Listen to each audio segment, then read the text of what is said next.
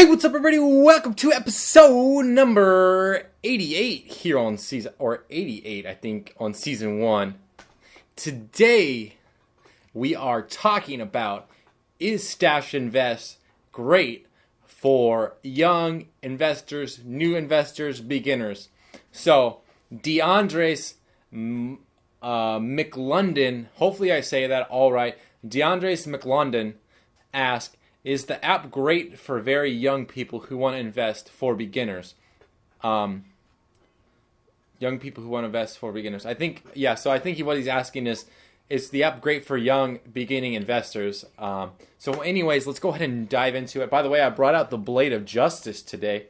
It's actually my brother's like work knife. He works at Smart & Final, and they are up like I think 5% today on the market, but they've been down because of Whole Foods buying Amazon and all the stuff that's come up with that. So anyways, they're a long-term hold for me just because he's there. But I'll probably, when he leaves, I'll probably sell all my shares and whatever. Anyways, so it's kind of like, just like on a spoof kind of thing. Like, hey, he works at Smart & Final, I'll buy Smart & Final shares. And then when he leaves, I'll just sell them and we'll see if I make money kind of thing. So anyways, let's go ahead and dive into it. So I think this app, first of all, I think that the app is great. I think it's great for beginners.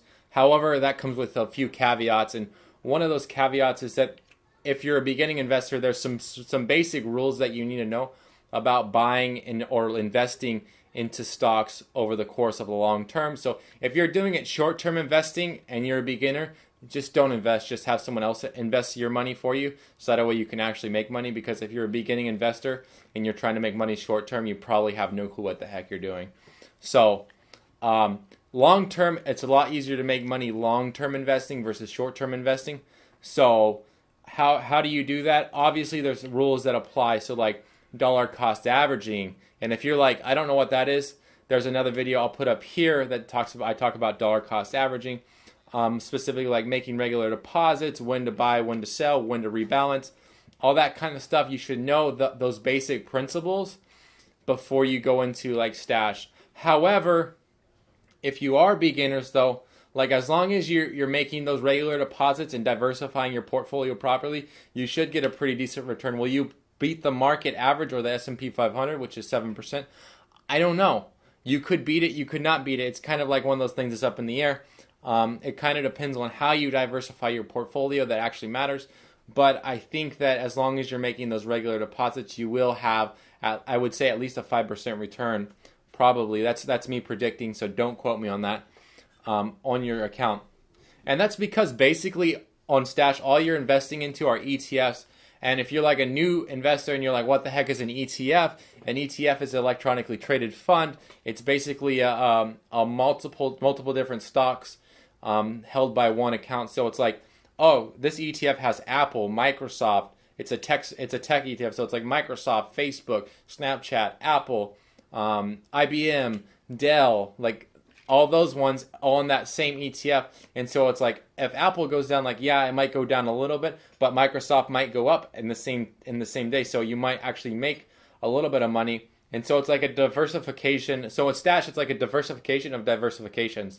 So you're pretty much going to get a pretty steady return with that. At least your account will be pretty diversified. However, if you're extremely new and you're like, I honestly don't know what I'm doing, and this is my first time ever investing, I would recommend allocating 50% of your money that you're putting in there into those conservative ETFs. So I think there's like Park My Cash, conservative, the conservative account or mix, and then there's also like Uncle Sam, and then I think there's one more as well.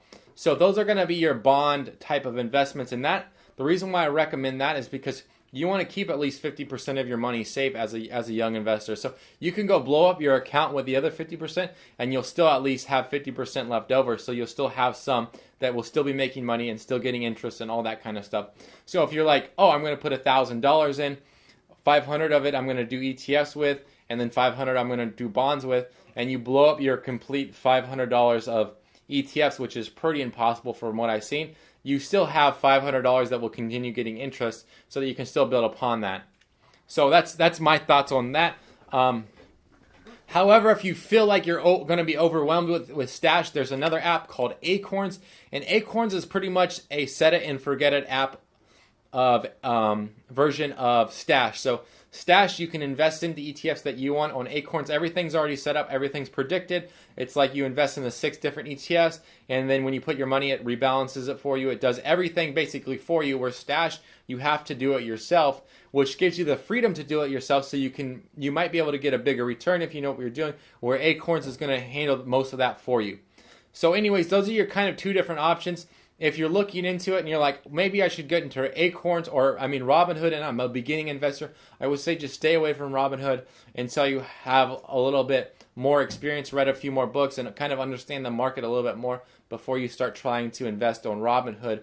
Unless you're going long term and you're going only in blue chips, which are like the Apples and that kind of stuff, then I don't think that there's any wrong with going on a platform like Robinhood. However, Stash or Robinhood is going to give you diversification because of those ETFs. So anyways, I hope that answered your question, deandres mclondon. Let's go ahead and dive into the question of the day, and that is, can you name all 7 dwarfs? The specific answer to that is no, but I can try. I think there's Sleepy, Dopey, Grumpy. Oh man, I can't remember the other 4. Wow. Let's see, Bashful, I think, was another one.